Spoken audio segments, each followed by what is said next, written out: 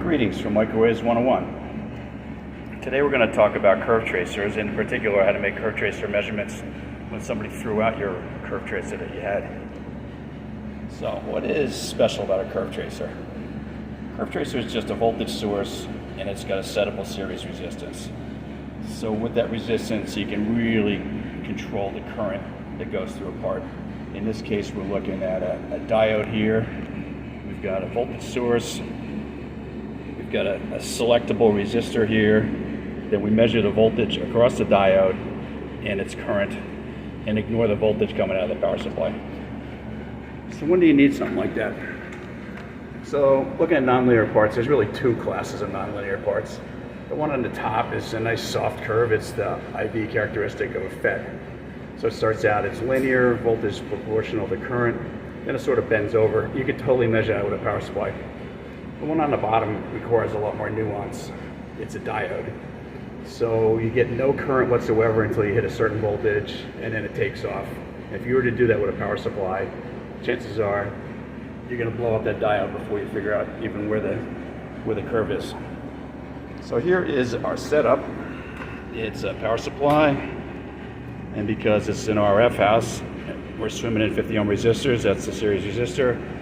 We go through ammeter, voltmeter. We come out here, and we're going to go to a diode. It's a transient suppression diode, bilateral, so it works in both directions. And Mario is going to help us out with the measurement. So here we have the voltage. It's already set at 6 volts. We're not measuring any current at all, and there's 6 volts on the diode. I'm going to turn this up 1 volt at a time. There's 7. There's no current. Here's 8, there's still no current. 9, there's no current. 10, ooh, look at that. We got 4 milliamps of current, and now the voltage of the diode is starting to drop off from the voltage of the power supply.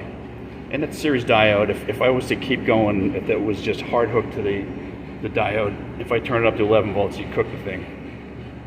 But I could spin this up to 12 volts. I'm drawing 30 milliamps, but there's only 10.4 volts on the diode. Etc., etc. I can go 15, 16 volts. So at 16 volts on the supply, I'm at 11.6 and current of 87 milliamps.